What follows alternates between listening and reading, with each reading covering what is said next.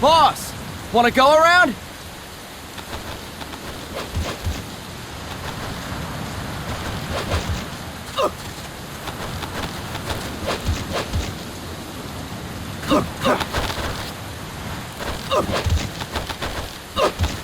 Look alive, ladies! The boss is gonna join us!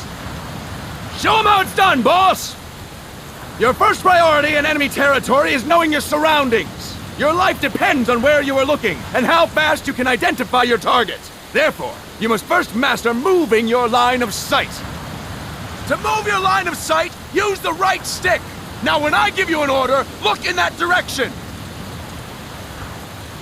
Look up! Good! Look down! Good! You should be familiar with the up and down controls now. Press the action button if you're ready to move on. Okay! Next we'll check your left and right. Look right! Good! Look left! Good! You should be familiar with the left and right controls now. Press the action button if you're ready to move on. Okay! You can change the controls anytime in Options. Go with the method that works best for you. Next, I'll explain how to change stances. If you just stand there like an idiot in front of an enemy, you might as well kill yourself now!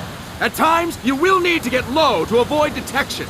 You have 3 stances: stand, crouch, and lying down. To change stances, use the crouch button. Tap the crouch button to change between standing and crouching. You can move in either stance. Hold the crouch button and keep it held to lie down. However, you cannot move while you are lying down. I'll say that again. You cannot move while lying down. Is that clear?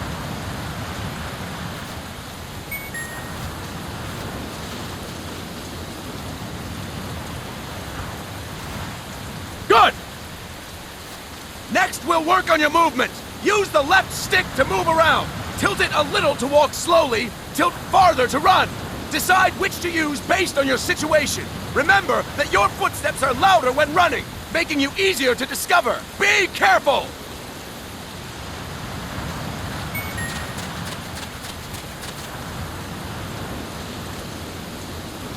Good! Now we have rolling. Rolling is useful for knocking down enemies in your way, and for getting away when surrounded. You can also use it to jump over small ditches and other obstacles. To roll, tap the crouch button while running. You got that? Tap the crouch button while running! Don't forget it!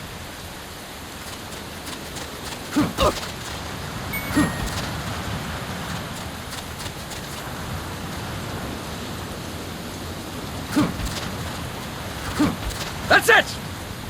Next, I will explain how to attack without gunfire. You may run into an enemy unexpectedly. You may not have a weapon on you, or you may be out of ammo. You'll still need an effective attack strategy. One well-placed strike and the enemy won't know what hit him. To strike an enemy, press the attack button while standing still. On my command, press the attack button repeatedly and take down your opponent. Go! I'm ready, boss.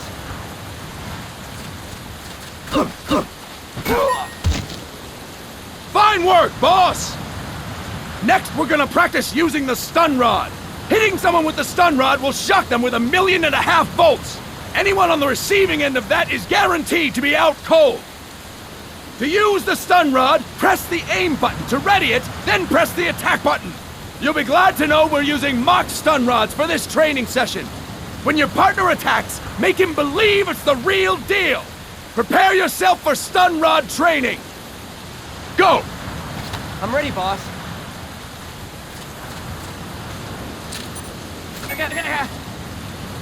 Impressive, boss! Now, we'll move on to CQC. CQC, or Close Quarters Combat, refers to when engaging an enemy in battle at very close range. It is a quick and efficient way of eliminating a threat. There are various CQC techniques. We will go over each of them. Don't get cocky because you think you know them. This will be different from what you're used to. Pretend you are learning it for the first time. The first technique is throwing your opponent. To do this, position yourself near your opponent and press the attack button while you tilt the left stick. Be sure to press the attack button when the icon appears. Now, wait for my command and throw your opponent. Go! I'm ready, boss.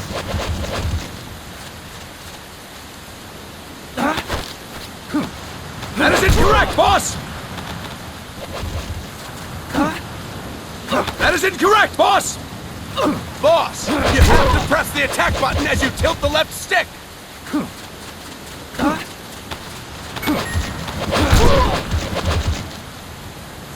Impressive, boss! Next, I'm going to teach you how to restrain an opponent close to you. This is a cornerstone of CQC. Grab hold of an enemy, and the bastard's life is in your hands. What you do from there is up to you. Just know that if you restrain him for too long, the average person will most likely pass out. Something to keep in mind. Let's begin. To restrain your opponent, hold down the attack button while near them. Restrain your opponent on my command. Go! I'm ready, boss.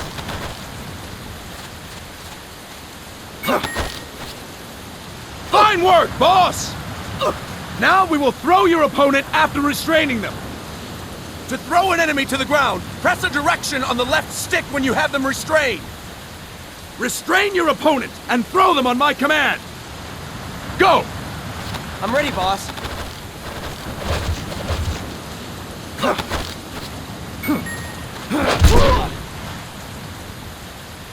Fine work, boss! Now we will try CQC against multiple enemy opponents. You can also take out a group of enemies by throwing an opponent you have restrained. First, restrain an opponent by pressing the attack button near them. Then, tilt the left stick to throw them.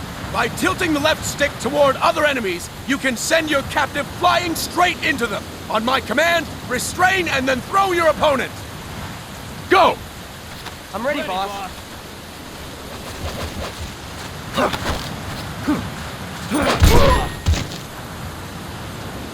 Fantastic! Again! Go! I'm ready, boss.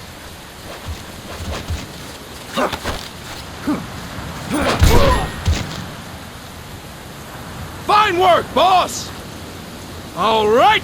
Why don't we do something special since the boss is here? Anyone who feels like getting their ass kicked, step forward. Don't hold back, boss. When you're surrounded by multiple enemies, you'll have to take them on one after the other. To do it, simply press the attack button again while throwing the current enemy. Just be sure to wait for the icon to appear. Go! I'm ready, boss.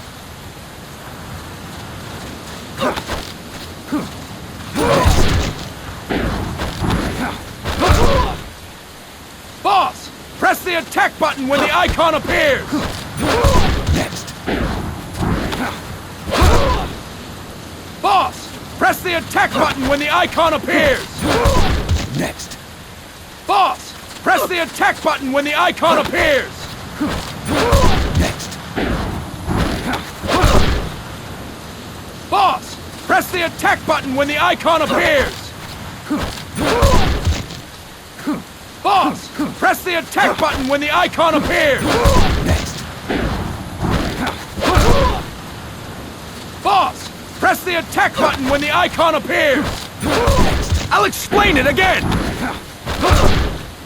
When you're surrounded by multiple enemies, you'll have to take them on one after the other. To do it, simply press the attack button again while throwing the current enemy. Just be sure to wait for the icon to appear. Go! I'm ready, boss.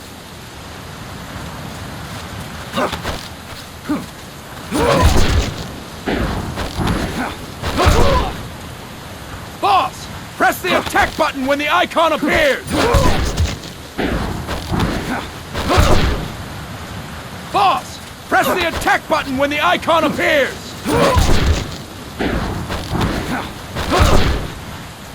Boss, press the attack button when the icon appears.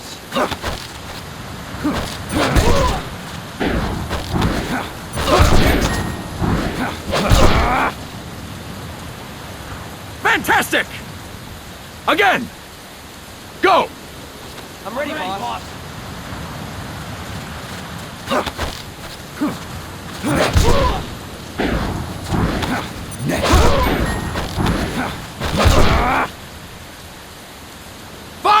Boss! And stop! That's it for today! Thank you, boss!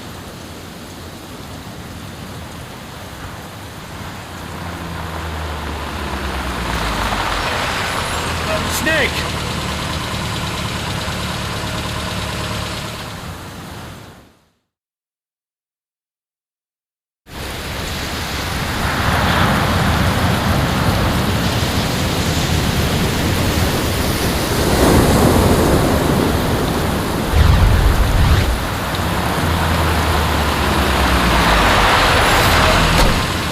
What's going on, Kaz?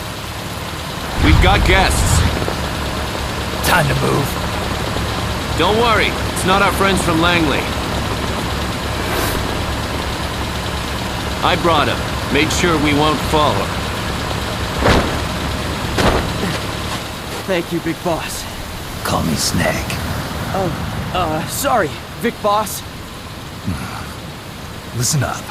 For us, there is no victory. But in Revolution, doesn't one triumph or die? We don't do either.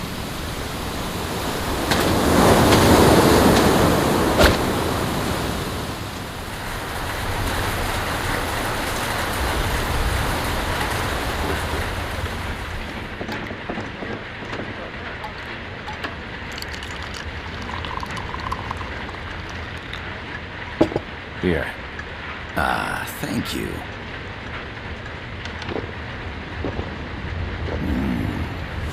I feel like a new man. There's no coffee like Costa Rican coffee. So, what brings a distinguished scholar from the Costa Rican government to Colombia? Professor Galvez comes from Costa Rica's University for Peace. You see, over the past year, there have been sightings of an armed group in Costa Rica. They're not ours, of course. Costa Rica doesn't have an army. Correct. Article 12 of our Constitution states that the Army as a permanent institution is abolished. The Peace Constitution. You think it's rebels who fled Nicaragua? No, they don't appear to be guerrillas. They're far too organized. What's your government's take? The authorities in San Jose claim it's a multinational security firm, hired by the Development Corporation of Costa Rica. Lies, obviously. They're bringing in state-of-the-art weaponry and equipment by the shipload. Where'd they get that kind of cash? I fear La CIA may be involved. The CIA. As you both know, the United States views Central America as its backyard. Even after Cuba, we've managed to maintain a delicate balance with the US. And your government can't just give them the boot? We are not allowed to bear arms. Japan's constitution has something similar. Article 9. It says Japan renounces war and can't maintain an army. I understand that you and your men have neither state nor ideology. That you will fight any foe.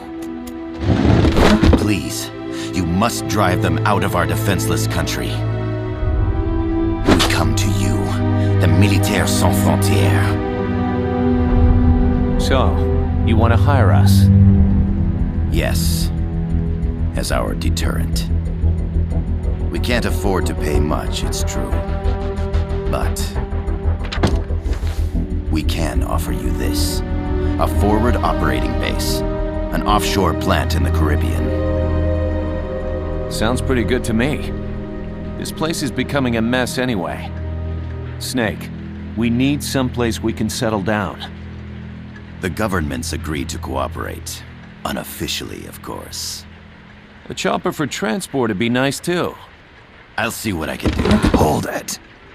You seem to think we're just a pack of dogs of war. Is that right? Yes, that's what I've heard. You're an army without a state. No, we've only left our countries behind. Please, you must help us. If your suspicions are true, force isn't gonna do any good. You'll have to find a political solution. The government's hands are tied. Go back to your bosses in San Jose. Tell them if they want, I'll introduce them to a negotiator I know. No. I'm not here on their behalf. So, what are you doing here? For over 20 years, I've preached the virtues of peace at multiple universities. Tonight, I stand before you as an educator.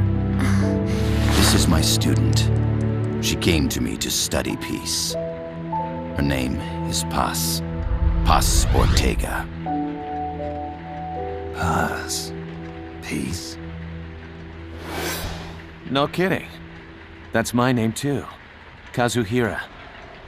It's Japanese for peace. Pleased to meet you, Paz. Call me Kaz. They've got a supply port north of Puerto Limon, a town in La Costa del Mar Caribe. A few days ago, Paz stumbled upon that facility while searching for a lost friend. She was captured. She's only a child, 16 years old. They did terrible things to her, but somehow she managed to escape. Thank God. She's huérfana. Her mother died when she was small, and she lost her grandparents in the Civil War. She hates war with a passion like no other. My name is Paz, and I will do anything to protect my namesake. It is my one and only purpose. Please, get them out of my country. Make them leave Costa Rica. Sorry, kid. We know who you are, Big Boss. That is why we've come to you.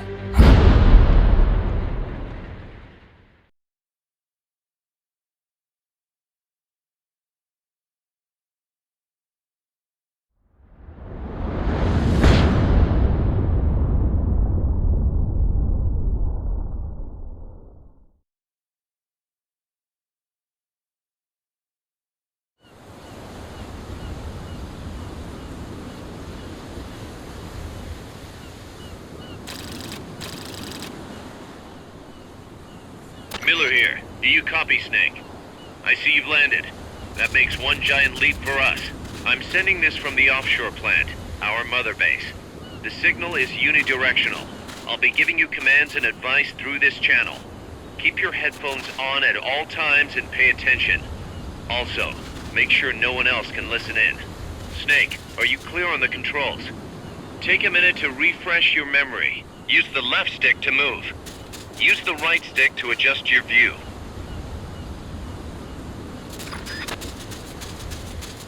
To change your settings, use the Start button to open the menu.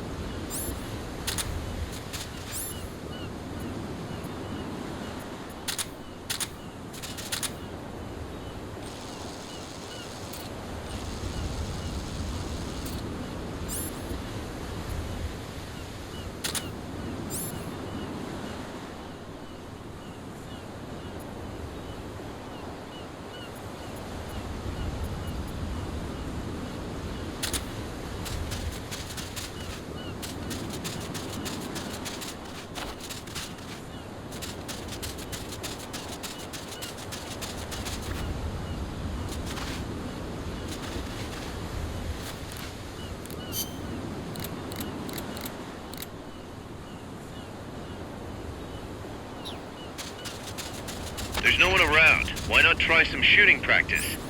Select a target and squeeze off a round or two. Press the directional buttons while holding the R2 button to switch weapons. Ready your weapon with the L1 button, then press the R1 button to fire. How about a little shooting practice? Try hitting a coconut. Select equipment by pressing the square or circle button while holding the L2 button. To check your map, press the start button to open the menu. The M16 is a standard assault rifle, capable of rapid fire. The over-the-shoulder view allows you to aim with a high degree of precision. Body part targeting correction will automatically shift your aim to hit nearby body parts. If you want to change the aim settings, take a look under Options. Hitting an enemy's vital points can bring them down with a single shot. You can also intentionally avoid lethal shots, say if you just want to slow the target down.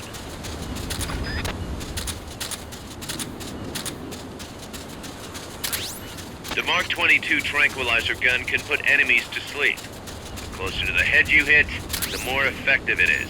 Tranquilizer rounds are hard to come by. Don't waste them. The facility you're headed for is past that fence. A grenade should be able to take out that gate. Grenades explode.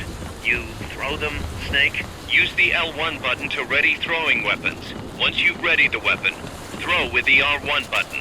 When using throwing weapons, hold the attack button down longer to throw farther. You won't throw the weapon until you let go of the button.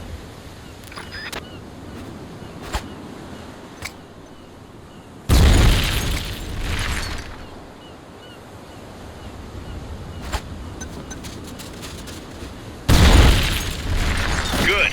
You'll reach the objective when you clear the jungle. Head east.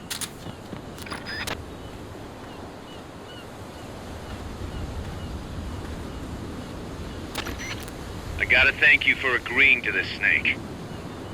Man, am I glad to be out of here.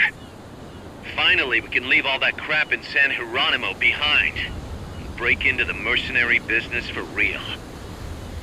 Let me guess. You're doing it for her, aren't you? For her.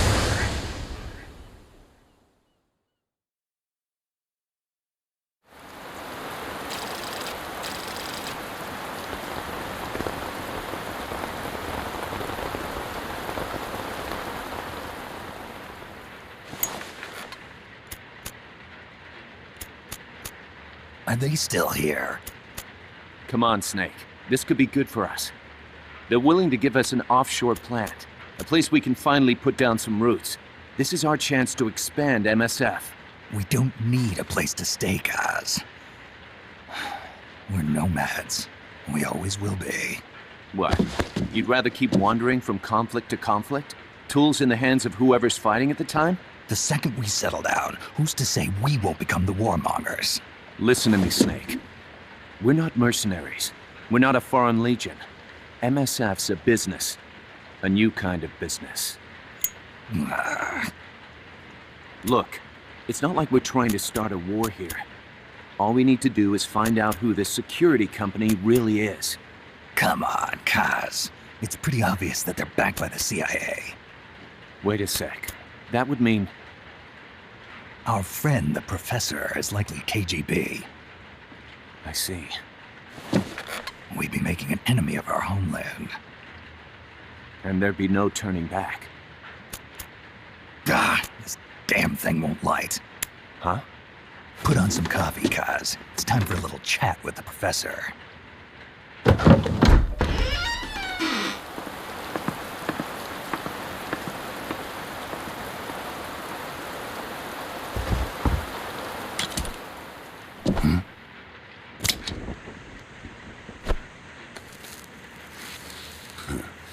I was a heavy smoker.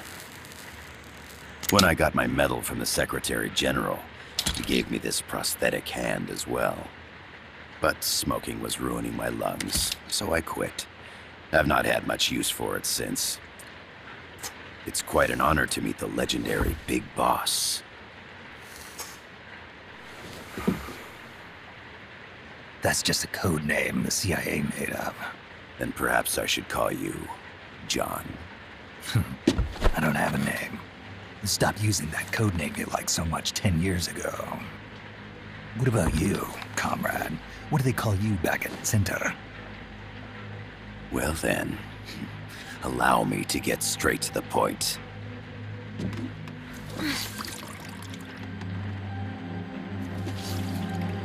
Land as slim as a whip, hot as torture.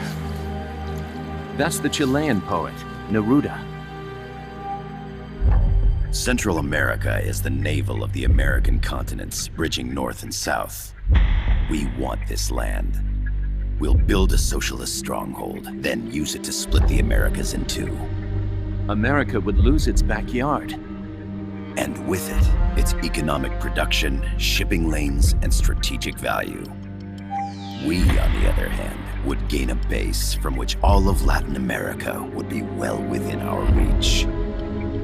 He who controls Central America will win this Cold War. First comes Nicaragua, toppling the pro-American Somoza regime. In preparation, we've begun instigating anti-Somoza sentiment and providing aid to the Sandinista National Liberation Front. You're manipulating Sandinista into overthrowing Somoza for you. After the revolution, Nicaragua will become a socialist state. You think America's just gonna let that happen? Certainly not. After all, the CIA is already here. And that's the armed group inside Costa Rica. Precisely.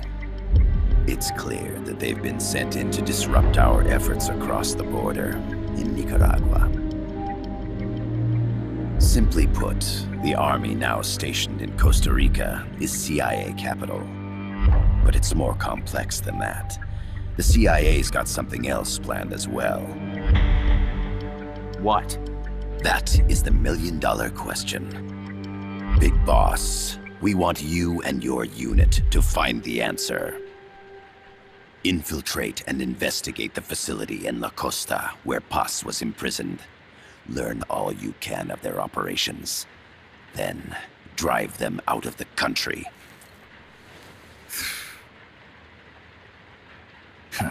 You're asking us to settle a turf war between the KGB and the CIA. What about her?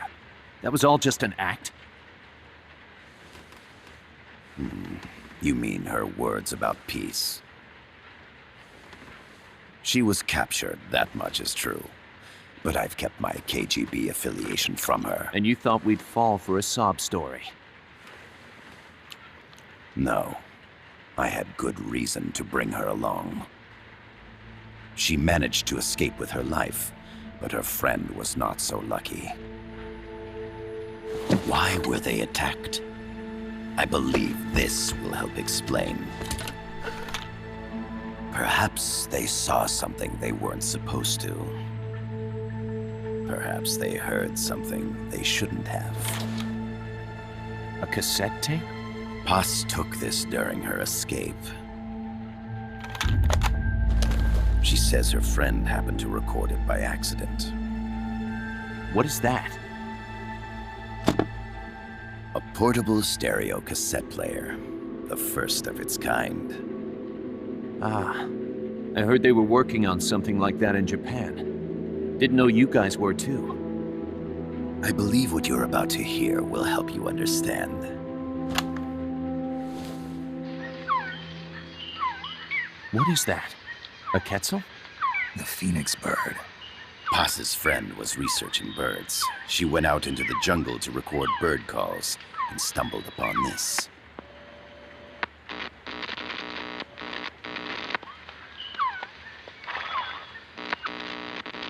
So? So what?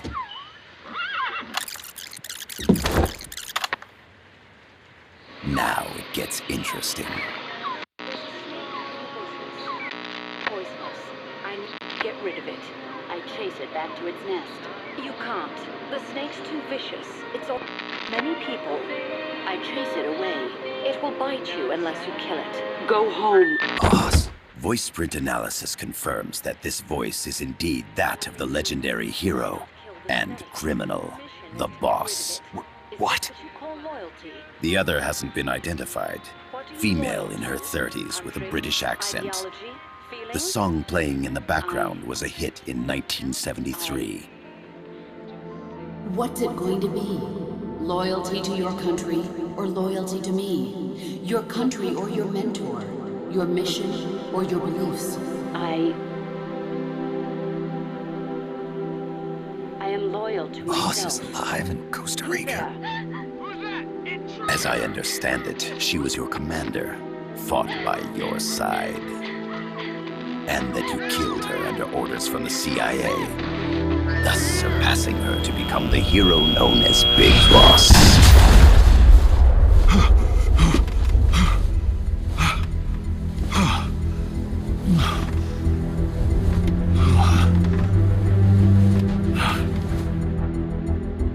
Well, what'll it be?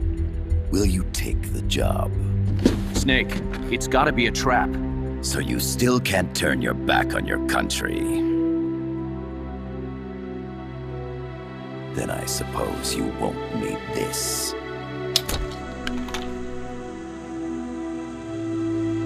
Wait! Snake? I'll do it for the girl. For Paz. Okay. For peace, then.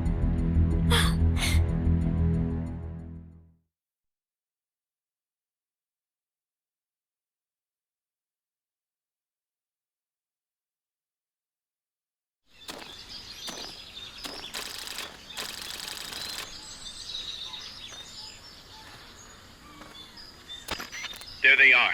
CIA mercs. Snake, you've got to get past them undetected. Avoid combat whenever possible.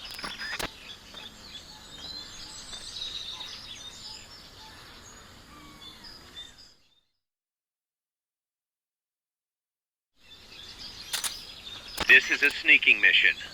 Hide behind stuff. Take the long way around.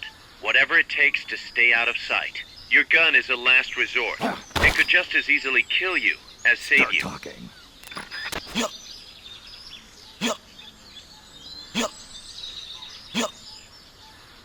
Start talking.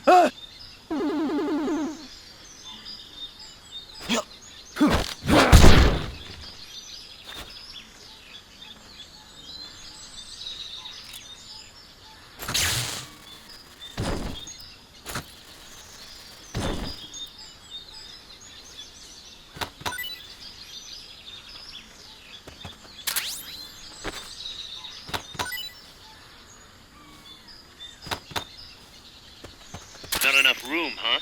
We'll keep it here at the base. To press up against a wall, face it and hit the action button. From that position, you can press the L1 button to detect enemies. That also works while lying down.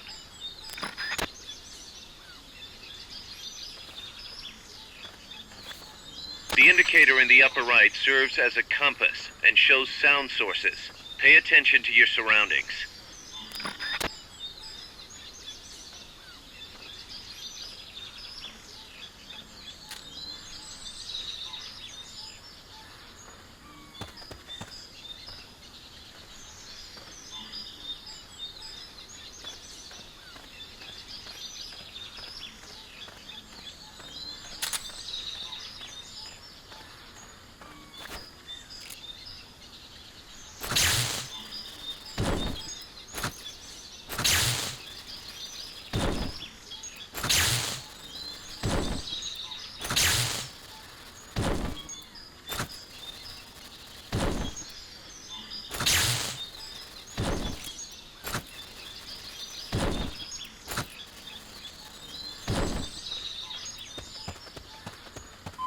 When you clear the jungle, you'll be there.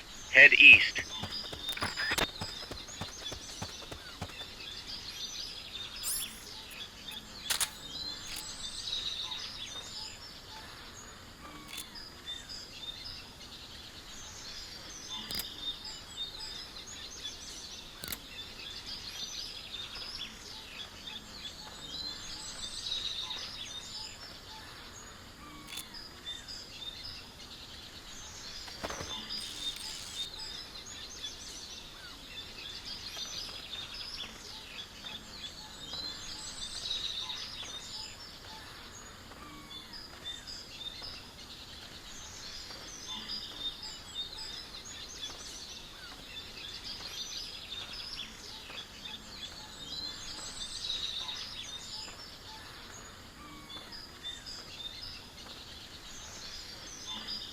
Make your way east.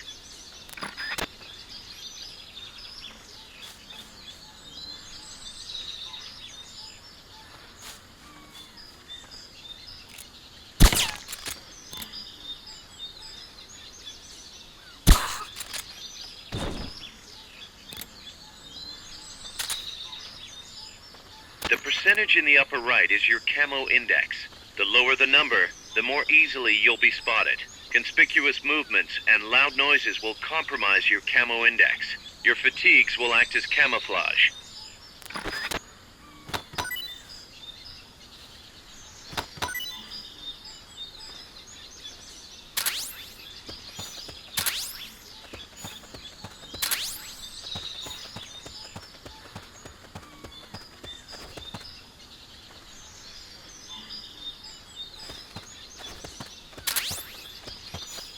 When you clear the jungle, you'll be there. Head east.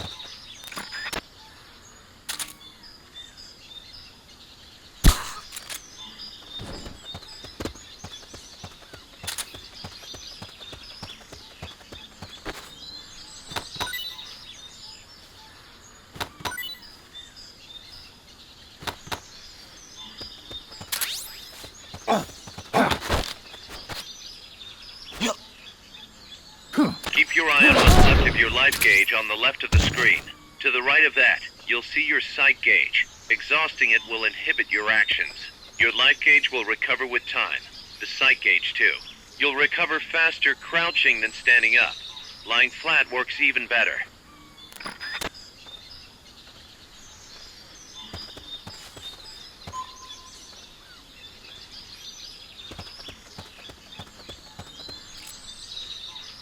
Make your way east.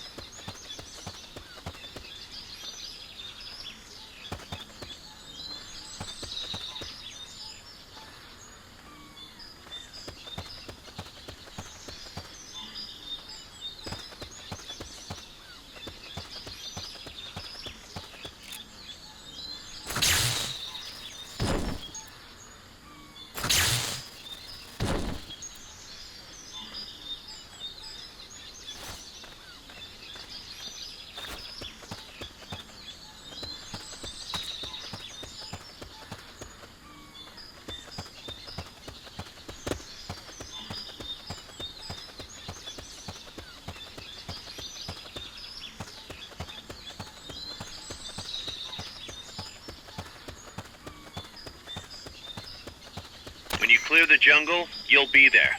Head east.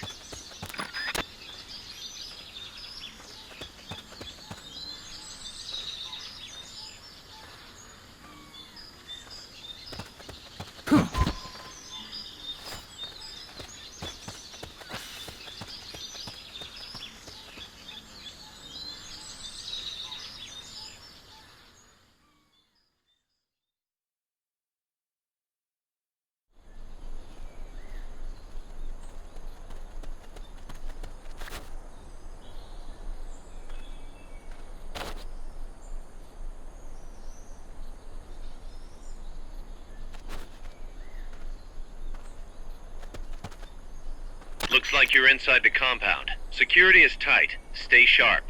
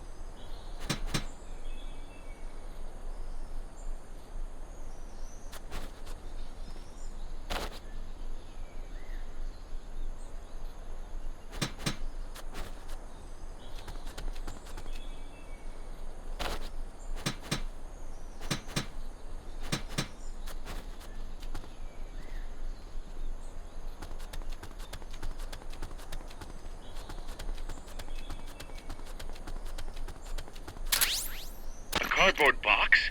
What are you gonna use that for?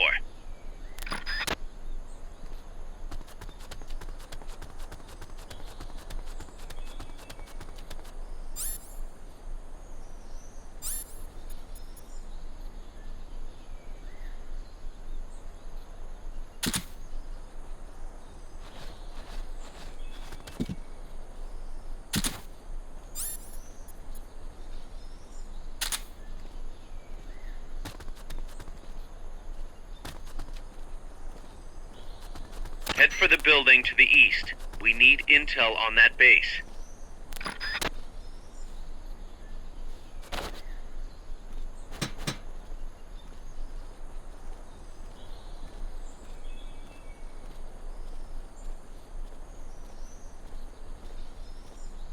Huh. What was that?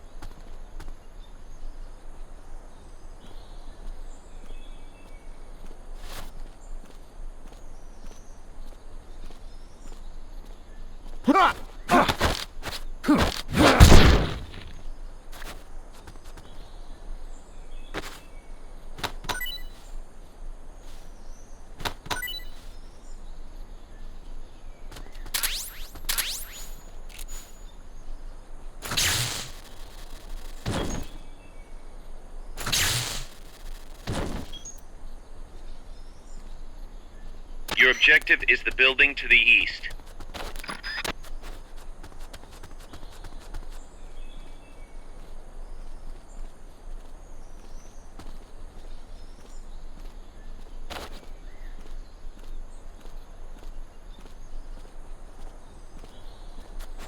We're under...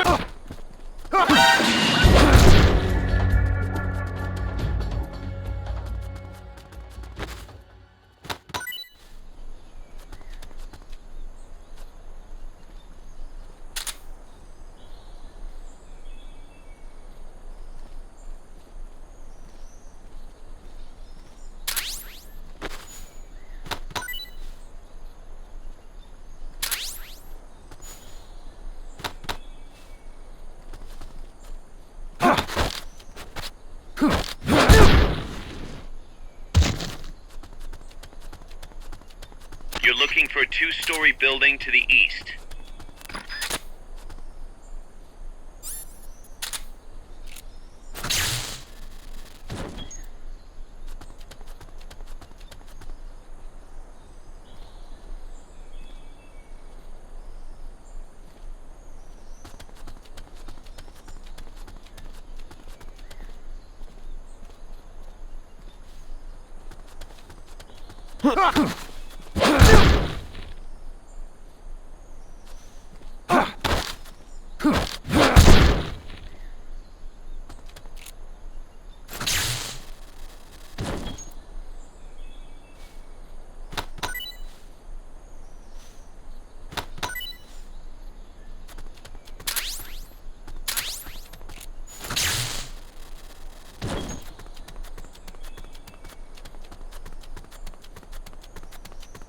Infiltrate the facility on the east side of the compound.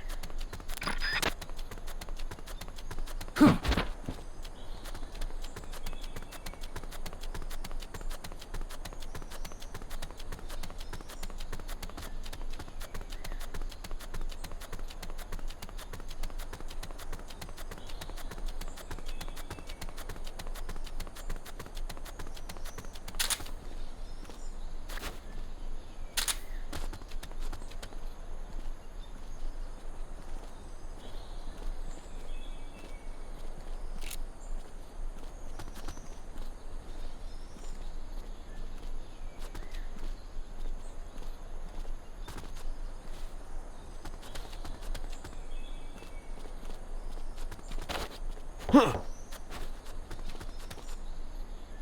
What was that? Your objective is the building to the east.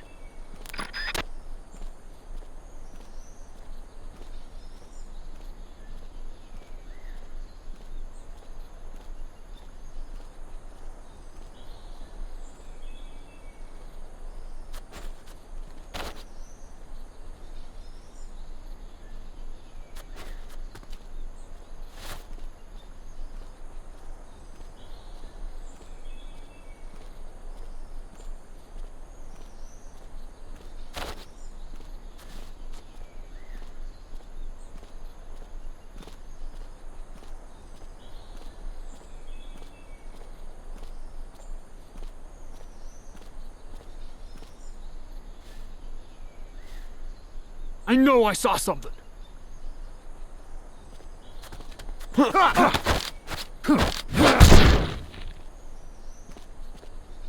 Infiltrate the facility on the east side of the compound. We're being shot at. Going to alert status. Understood. Dispatching reinforcements. Proceed with extra caution.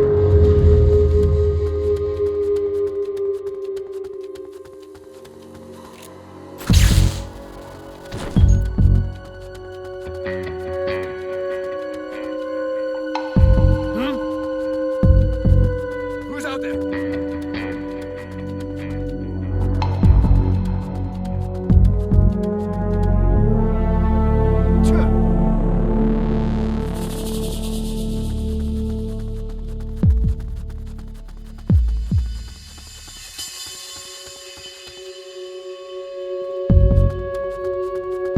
There's no way you can charge it now. Shake those guys first.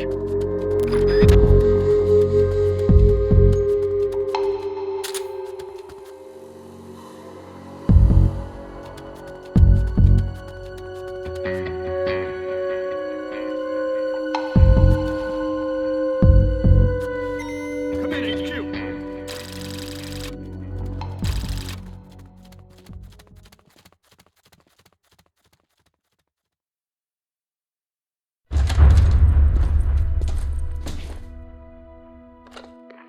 Yes, sir, we broke them. We acquired the whereabouts of Target 500. Acknowledged. Spears are loaded. The barge has cleared Point Bravo. Acknowledged. Out.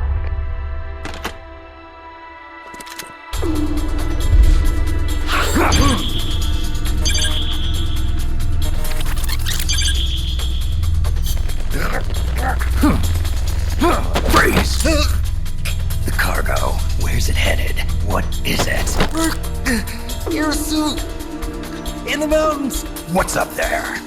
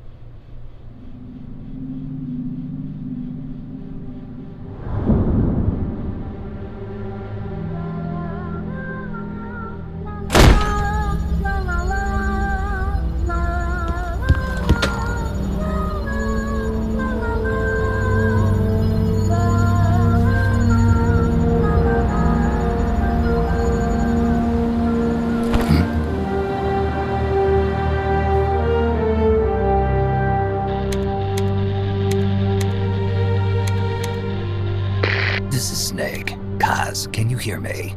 Loud and clear. You found a radio. It's got a circuit that reverses the audio phase. Let's switch frequencies from time to time, just to make sure we're not detected. I found a map of their bases. The cargo's heading from the marshes west towards Irasu. Nice going, boss. Kaz, this place is full of film badges. Dozens of them. Film badges? Like the ones used to measure radiation exposure? The radio man was wearing one. And whoever he was talking to called the cargo Spears. Wait, that would mean... Nukes. They're bringing nukes into Costa Rica. Holy Mother of God.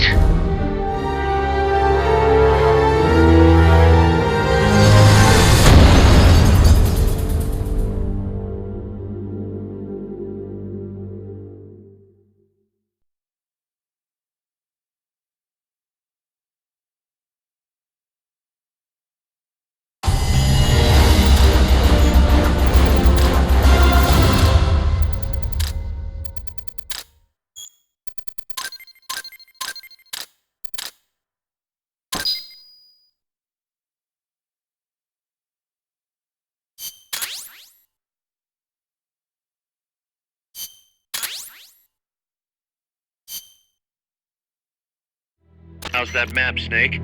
Think you can use it? It tells me where their bases are, but it's just a bunch of points. No routes. I need better intel on the lay of the land. Snake, The professor said he's got the Sandinistas on his side. Said you should get in touch with the FSL and Comandante. Do they know they're backed by the KGB? Nah. As far as they know, they're really fighting for the revolution. The KGB is staying behind the scenes. I'm not sure the Sandinistas are aware of what's really going on. Still can't believe anybody would bring nukes here. Yeah, that's a shocker. Costa Rica's party to the Tlatelolco Treaty, which declares Latin America a nuke-free zone. Based on Japan's 3 non-nuclear principles, it bans the testing, use, import, or deployment of nuclear weapons. If word of this gets out, Opinol will be forced to act. It'll cause an international uproar. The treaty was signed to prevent another Cuban Missile Crisis. If the US itself is gonna scrap it... Latin America is too close to spawning another Cuba or 2 already. The entire continent would become one big powder keg. Well, if they did bring nukes, we can't let them get away with it. Are they planning a test? Showing off? Or is it all to keep the anti-American movement in check? Good question. Why bring them here? I can't figure it out. Whatever the CIA's up to in Costa Rica, the professor wants it stopped. We need to find out what that something is. We need to get ready first, Kaz. Repairs? Working as fast as we can, boss. This place is pretty beat. Looks like hell. But as long as you're with us, we'll make it heaven. No one can bother us here. No state telling us what to do. This is the MSF's haven, our mother base. And with this foothold, we'll back you up even better than before. We're gonna turn this pile of junk into something big.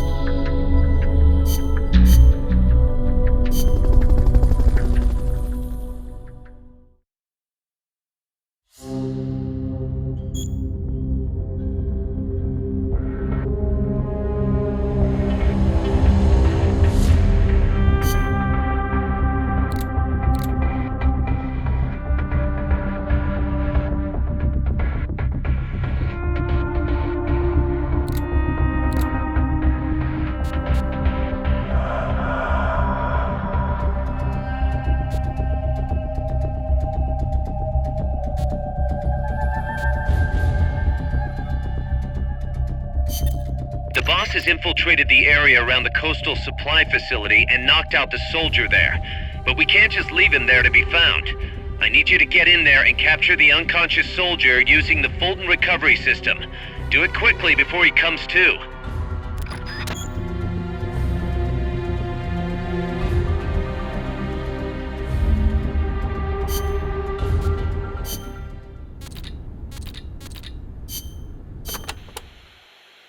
The mercenary supply base is situated on elevated ground by the coast. I heard them call it Puerto del Alba, Port of Dawn. They have perfect visibility of the area from up there. We did our best to sneak in undetected, but one of the guards spotted us and we... What is it? I'm sorry. You'll have to ask Professor Galvez the rest. It's okay. You've been through a lot. I am sorry. I just cannot. You did great, Paz. I won't let your efforts go wasted.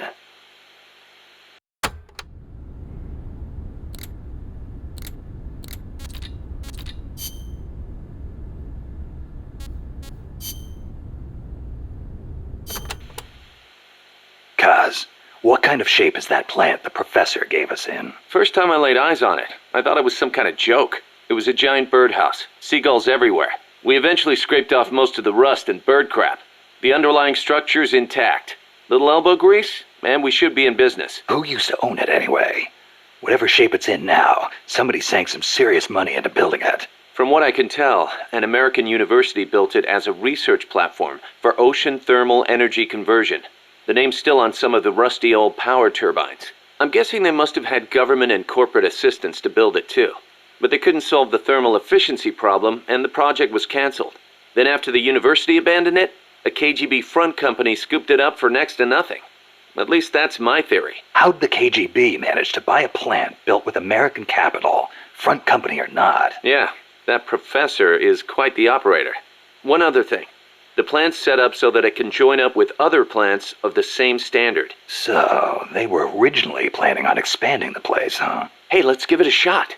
We can get some more people together and build this place up into a proper home for MSF. You're with me on this, right, boss?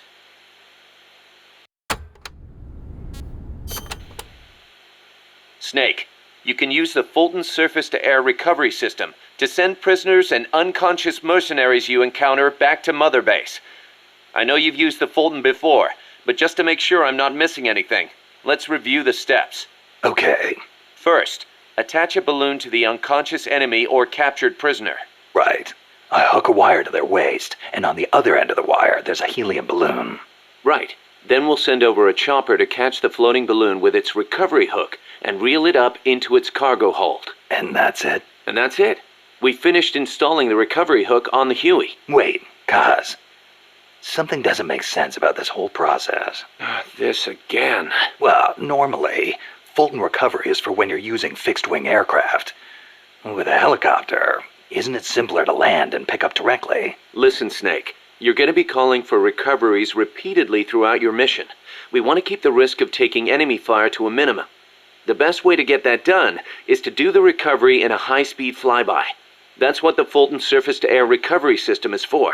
Uh-huh. What's the real reason? Helicopters are cheaper, and the repair bills will start adding up once the bullets start flying. I thought so. Kaz, I know we need to keep costs down, but... Boss, you really need to get rid of this whole army mentality. We're not the Pentagon. We don't have billions of taxpayer dollars to play with. And besides... Fine. Just pick a reason that makes sense. Helicopters have quicker response time. Sounds strange, yeah, but it works great. I promise. You'll get used to it before long. Yeah, I hope so.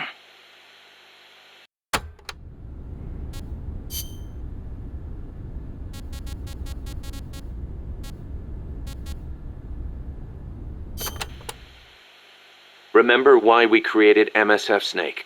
To provide military force to whoever needs it, wherever they are, regardless of nation or ideology. Our beliefs aren't all that lofty. We just won't be the tools of any one country. Exactly. We know only how to fight. But we refuse to live our lives at the whim of the state. The MSF seal is patterned after Pangaea, the supercontinent from 250 million years ago. Back then, the whole world was one landmass. One world. No gaps, no rifts. Our strength will take us back there.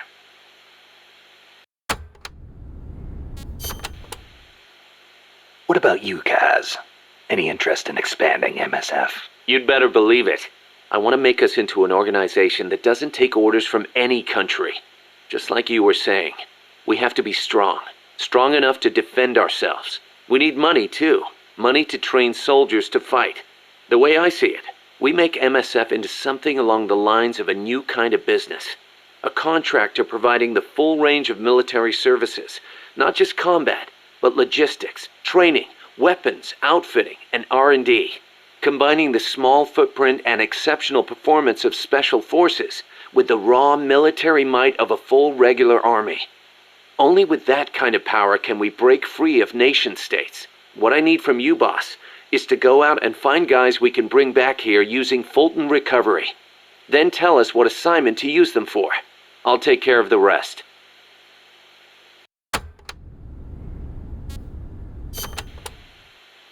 Your old mentor, the boss. She was known in the West as the mother of special forces, right? Nothing but propaganda. Actually, it's not all that far from the truth. I heard the KGB just set up a counter-sabotage cell. Alpha Group, I think they call it. There's even a rumor that West Germany created a counter-terrorist unit within its border police after the debacle at the Munich Olympics.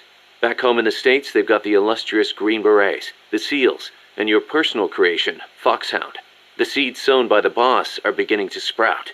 Same goes for MSF, right? In creating it, you were carrying on the will of the boss. Yeah. She taught me how to fight the hard way. She beat it into me. And now, thanks to her, we can take on missions other than just conventional combat. After all, we've got the same mother as the Army's Special Forces.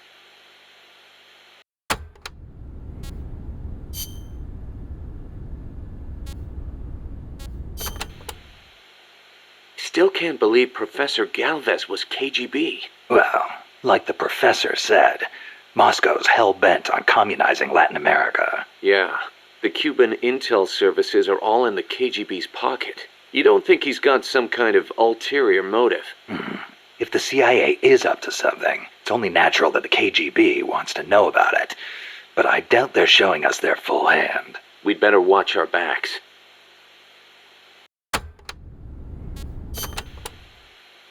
What do you think, Kaz? Why did Paz come all the way to Colombia herself? It's a long trip to make just to be Exhibit A in Galvez's sales pitch. She's only 16. Still a kid. Maybe we should take her wish for peace at face value.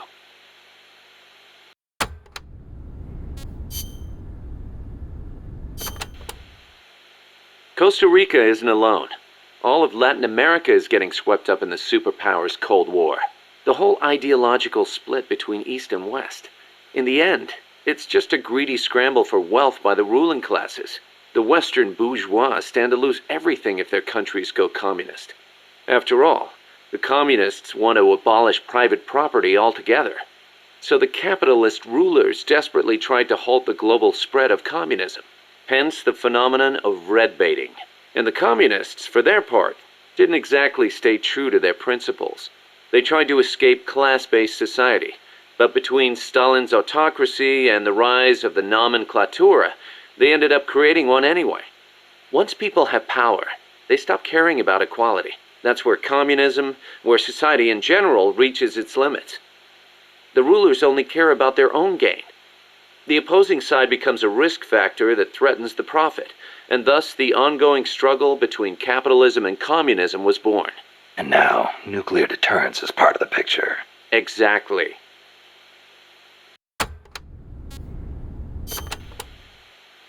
They say nuclear weapons are the reason we haven't seen conflict on a global scale since World War II. The thought that your opponent might launch nukes against you sort of makes it tough to start an armed conflict, especially now that they've got intercontinental ballistic missiles. Nowhere is safe. Of course, all that has caused military expenditures to skyrocket. Well, the only way to ward off a preemptive strike is to flaunt your own nuclear stockpile, and that's caused their numbers to increase exponentially, not just with regards to destructive power, but in terms of targeting technology too. Now they can hit a target halfway across the world with pinpoint accuracy. In a way, the space race was a demonstration of that technological progress. And as a result of all that, we now have mutually assured destruction. It's the ultimate form of deterrence. No one's going to launch their nukes knowing they'll be obliterated in return. I don't know. The chance of somebody hitting the button by mistake is never zero.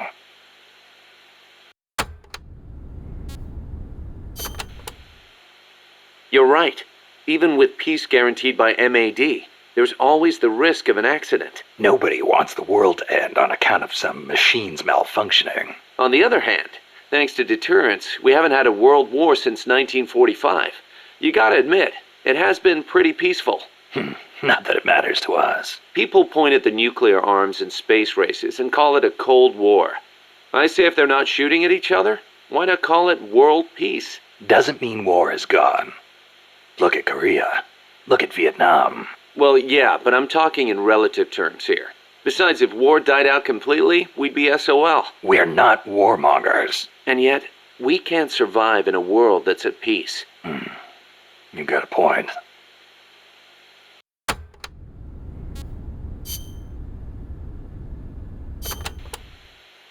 So it's been more than 10 years since the Cuban Missile Crisis, huh? I don't think we'll ever forget it. No kidding. Those 13 days starting October 15th, 1962, were probably the closest we ever came to all-out nuclear war. The Russians deployed nuclear missiles to Cuba. America responded with a naval blockade. Then Russia shot down an American spy plane. I was still a teenager back then, but I remember what it felt like to be one step away from nuclear war. The adults were freaking out. If it wasn't for the Cuban Missile Crisis, there might never have been an Operation Snake Eater. And what's the matter, Snake? It's not like you to get all hypothetical. I guess not. It was the reassessment after the missile crisis that paved the way for the hotline between Moscow and Washington, and also for détente. That's irony for you.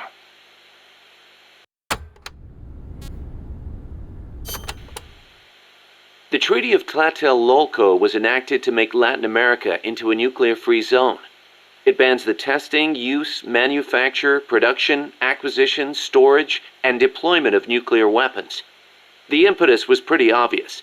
The series of crises triggered by the deployment of nukes in Cuba. Not hard to imagine. Those 13 days had the whole world frozen in fear. Of course, the country that started it all, Cuba, hasn't actually ratified it yet. Still, the treaty's backed by over 20 countries. Anyone flouting at risk becoming an international pariah. True. Opinol would investigate, no doubt. I heard they used Japan's 3 non-nuclear principles as their model when they drew up the treaty. I think the Treaty of Tlatelolco might have been their way of asking nuclear powers not to use nukes against them. That's the biggest difference between the treaty and the 3 principles. I guess you could call it a 4th principle.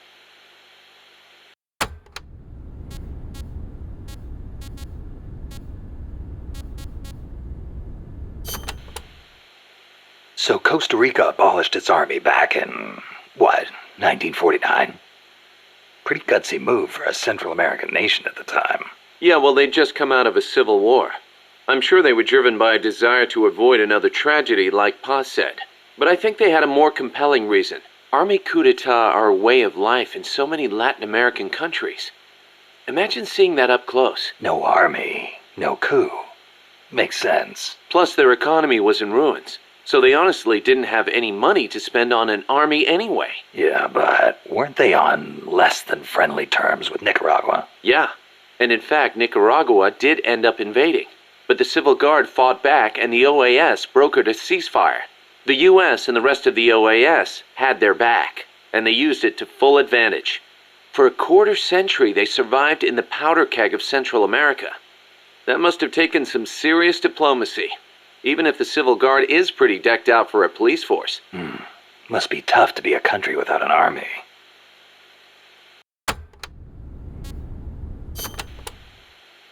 Hey, Snake, mind if I ask you something? Since when did you start asking permission? So, you used to be part of a CIA paramilitary unit, right? That's right. Ever do any ops in Central America? No, not personally. But there were other units who did all kinds of stuff. I remember the Bay of Pigs invasion back in '61. The papers had a field day with it. Operation Zapata. That was the CIA code name. The whole thing went south. Then there was Che Guevara, being hunted down in Bolivia. I heard the CIA had a hand in that, too. There were several units similar to mine. MSP, SOG. They'd recruit former special forces, train them as intelligence agents, and send them on deniable covert paramilitary operations. One of those units trained the Bolivian army in counter-guerrilla tactics. And then had them shoot El Che.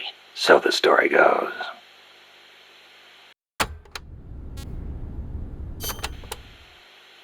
Around here they say La CIA instead of CIA, huh? Nothing strange about it. That's how it's pronounced when you read it in Spanish. It has the feminine noun ending a, so they use the article la. Apparently some people have taken to using the term UCLA. That's a new one to me.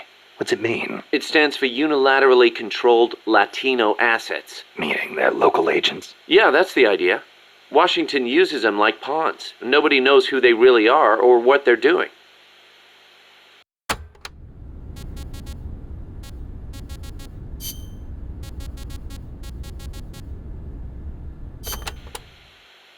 You were saying Japan has a peace constitution too. Yep. Japan renounced war in Article 9 of its constitution, aspiring sincerely to an international peace based on justice and order. The Japanese people forever renounce war as a sovereign right of the nation, and the threat or use of force as a means of settling international disputes. In order to accomplish the aim of the preceding paragraph, land, sea, and air forces, as well as other war potential, will never be maintained. The right of belligerency of the state will not be recognized. You know it by heart. Some things you never forget. Impressive. There were some parts I didn't quite get, though. Like the whole means of settling conflicts thing. Yeah, that's been the subject of debate. Whether or not it forbids any and all use of force. The current Constitution was originally drawn up under the Allied occupation. The first draft was even submitted by Allied GHQ. So naturally, there are some who feel the Constitution was imposed on Japan by foreigners. Things like that are never simple. Same for every country, I guess. One thing's for sure, though. Not having an army let Japan focus on economic recovery after the war. In that sense, it's the same as Costa Rica.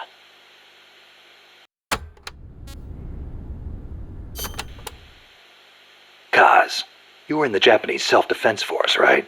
I thought that Article 9 you were talking about earlier prevented Japan from having an army. Yeah, and that's another subject of controversy. The Self-Defense Force is an organization for the purpose of defense. Article 9 of the Constitution does not deny Japan's right to self-defense. Therefore, the SDF is constitutional. That's Tokyo's official stance. Sounds complicated. Call it what you will. It's a distinctly Japanese way of interpreting things.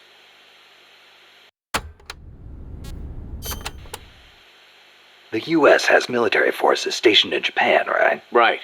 Even though the Allied occupation ended, American forces are still stationed there under the U.S.-Japan Security Treaty. Unlike Costa Rica. Part of it stems from the occupation, but Japan also occupies a key strategic position from America's perspective. It's next door to the Soviet Union, and close to China and North Korea as well. It's integral to the security of Pacific Asia. For America, Japan represents a barrier against communism. What about for Japan? As you might expect, there's deep-rooted opposition to the alliance. In 1960 and 1970, when the treaty was up for revision, there were mass protest movements against it, especially in Okinawa. The U.S. only gave it back to Japan 2 years ago, and American bases are still concentrated there. It's a heavy burden for the Okinawans to bear. Then why don't they scrap the treaty? Lots of reasons. There's the imbalance of power with the U.S., of course, and if Japan pulled out, they'd be losing the nuclear umbrella America provides. And as for whether the JSDF could defend the country after the Americans left, I really couldn't say. Costa Rica is in a similar situation. They depend on the Inter-American Treaty of Reciprocal Assistance, the so-called Rio Pact. So, the countries with peace constitutions end up having to rely on other countries' armies. Kind of ironic. On the flip side, not everybody in America is satisfied with it either. Some people argue Japan is freeloading off America's security guarantee. And you know how Japan's industrial exports are making inroads in the States. Yeah, I've got a Japanese camera myself. Best damn camera around. Japan's low defense spending allows it to invest more in economic recovery and expand its share of the American market. That's a bitter pill for Americans to swallow.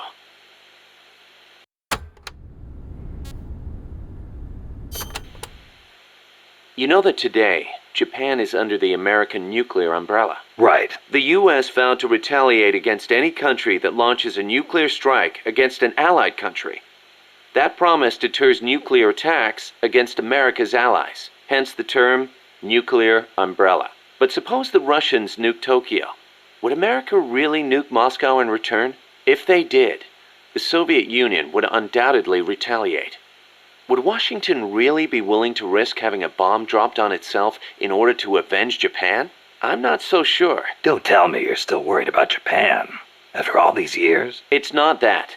To be honest, I'm not convinced either. But Moscow faces the same dilemma. Maybe Washington wouldn't retaliate on Japan's behalf. Then again, maybe it would. So you're saying Moscow wouldn't want to risk being attacked either? The whole concept of nuclear deterrence is entirely hypothetical to begin with. When you get down to it, it's all smoke and mirrors.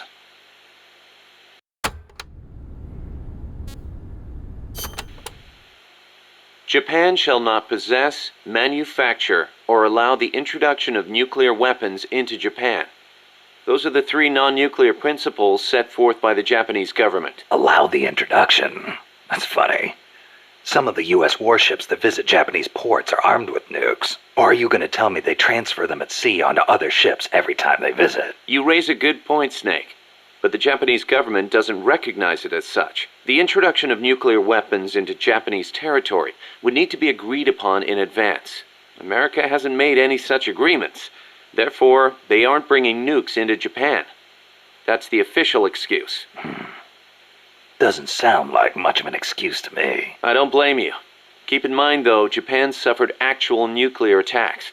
Anti-nuke sentiment there runs deeper than you think. I suppose the government's not really in a position to admit that sort of thing.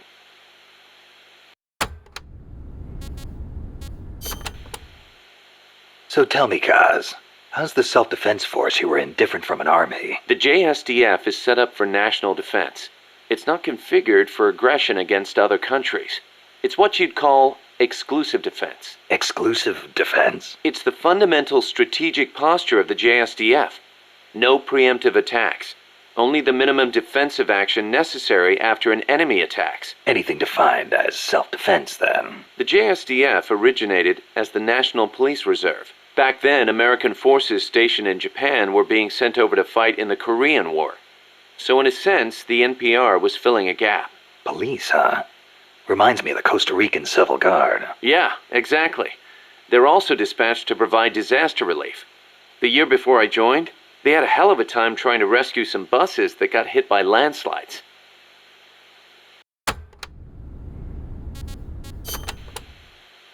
So why'd you quit the JSDF?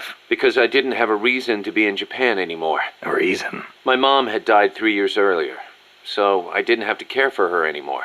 With her gone, there was no point hanging around in Japan. Yeah, but a man with your talents could have risen pretty high in the ranks, I imagine. I don't know what they made of me. Could be it actually alienated me from the brass. And personally, I could never get used to the idea of exclusive defense. Meaning? On a strategic level, I can see how a country could go with the exclusive defense model used by the JSDF, and I've got nothing against my fellow soldiers who believe in it. On a tactical level, though, it just rubbed me the wrong way. To put it simply, I was itching for a real fight. I figured. And I felt as long as I was in the JSDF, I'd never be able to stand shoulder to shoulder with my father, who was in the U.S. Army. Seeing Yukio Mishima's suicide didn't help either. Yukio Mishima? The guy who wrote The Temple of the Golden Pavilion? The way he questioned the status quo hit home with me. Not that I admired his vision or anything, but it did get me thinking, that's for sure.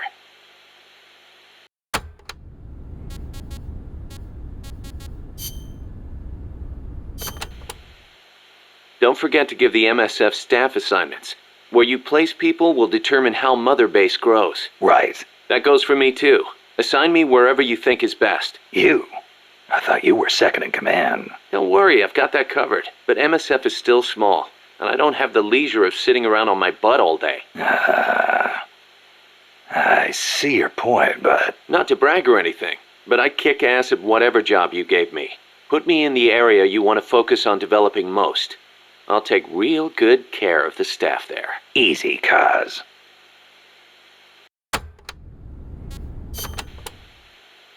Life's funny sometimes, isn't it? What brought that on? We first met as enemies on the battlefield.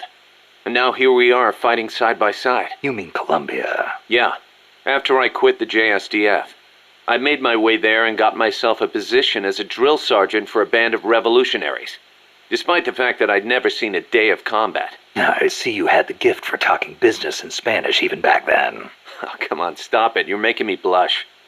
Unlucky for me, though, you were in the service of the Colombian Army. I remember it like it was yesterday.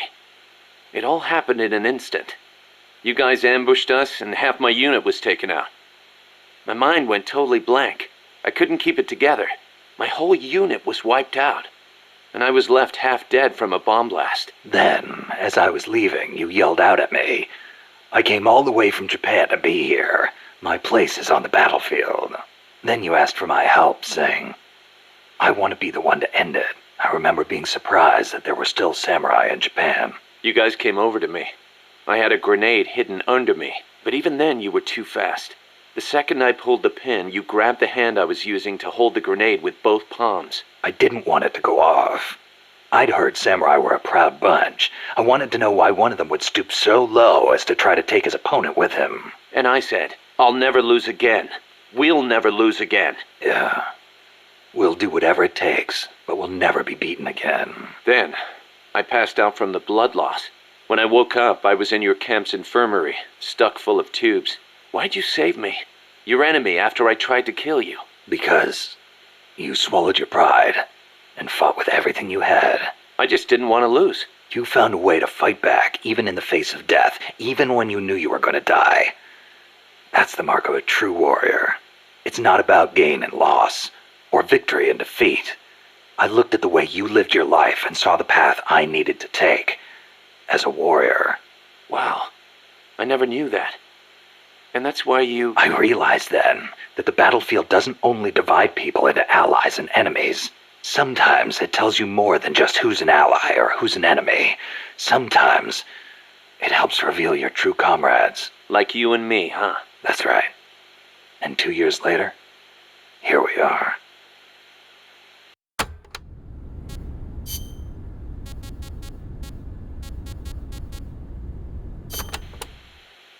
You probably heard this a million times, Snake, but you should always avoid combat with the enemy when possible. Right. We're outnumbered and in unfamiliar territory.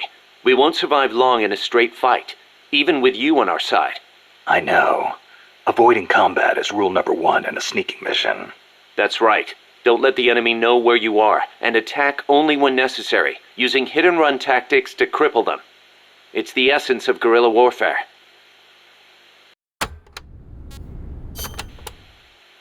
Can I ask you a favor, Snake? If you ask nicely. To make MSF bigger, we need to do some recruiting. Yeah? What's your point? I want you to avoid killing enemy soldiers as much as possible, and send them back using Fulton recovery.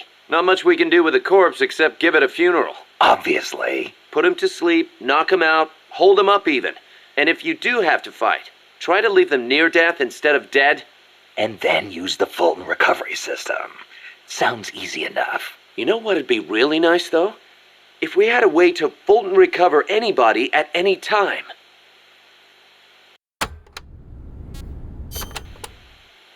Don't carry any more gear than you need. If you try and stuff your entire arsenal into your backpack, it'll be too heavy and your mobility will be impaired. You'll only be hurting yourself. I know. Take only what you need. Every rookie knows that. You can check the weight of your gear before heading out. So make sure you do. Got it. Even a born warrior like you gets hand tremors, Snake. It happens even when you're full of stamina, and it only gets worse when you're tired, especially with larger, heavier weapons. Obviously, you'll get better aim crouching than you will standing. And when you use a scope, setting your sights on a single point will gradually give you a more precise aim. As we develop better weapons at Mother Base, though, you may gain access to new, low-tremor versions of the same guns. So if you expect the shakes to be a problem, you might want to put some resources into R&D. I'll keep it in mind. Then again, the more you use a weapon, the more your hands get used to it.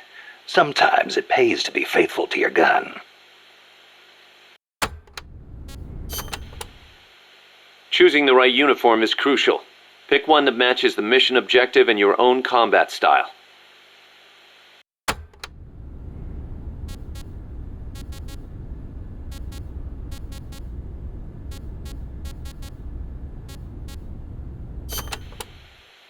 Jungle fatigues are made for jungle combat. They provide decent protection and let you carry a fair number of weapons. Your standard uniform, basically. The distinguishing factor is that your camo index will vary a lot, depending on the area. Wear a pattern that makes you blend in with your surroundings, and your camo index goes up. Wear something that clashes, and you'll stick out like a sore thumb. Pick the right pattern for the occasion. Sigint used to lecture me on it all the time.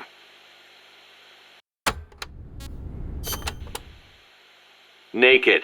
That's exactly what you are with this uniform. The pants are the same as the jungle fatigues. Obviously, since you're exposing your bare skin, your defense and camo index are gonna be low. On the plus side, it's so light you can move around quicker. Good for showing off muscles, too. Hey, Snake. I heard they gave you your old code name because you used to run around with your shirt off. Is that true? Don't believe everything you hear. They called me naked because I went in without gear or food. I had to procure everything on site. You mean they sent you into the jungle without even a pair of pants? On a halo jump from 35,000 feet? Sweet Jesus, you are a legend. You're busting my balls, aren't you, Kaz? Little bit, yeah. Hilarious.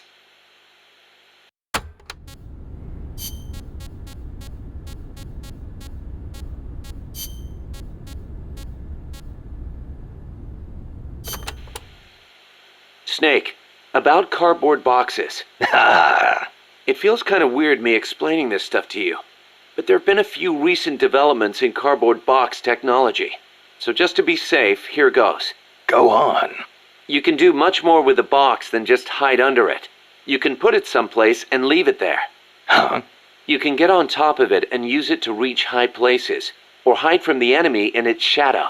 I like what I'm hearing so far. And that's not all. You can even put items in it and send them to Co-op's teammates. Really? I never thought of any of that. Damn. Is there anything a cardboard box can't do? Every soldier should have one. Yeah, well, don't get too excited. This isn't exactly what they were made for. Which reminds me, don't you think the boxes around here are a little on the big side? You're right. I bet 2 people could fit under one box, if they packed in tight enough. They call them love boxes. Love boxes? Of course, you don't need a love box to fit 2 people inside. Any box of similar size will do.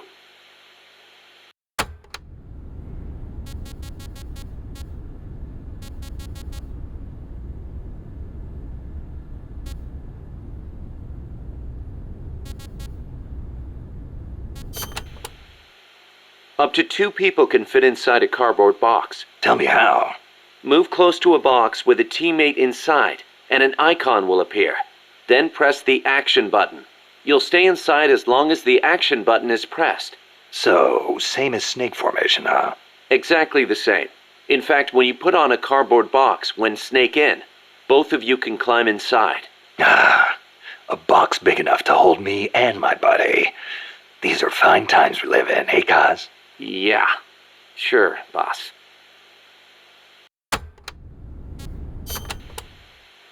Snake, about that cassette player Galvez was carrying.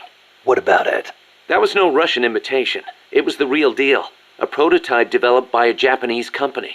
Get out of here. It's true. It had the Sony logo on it. The product name is Walkman. Walkman.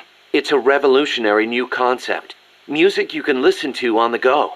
You can take it with you when you leave the house. I gave it a listen, and you wouldn't believe how good the sound quality is for something so tiny. And in stereo, too. Think of the technology that must have gone into it.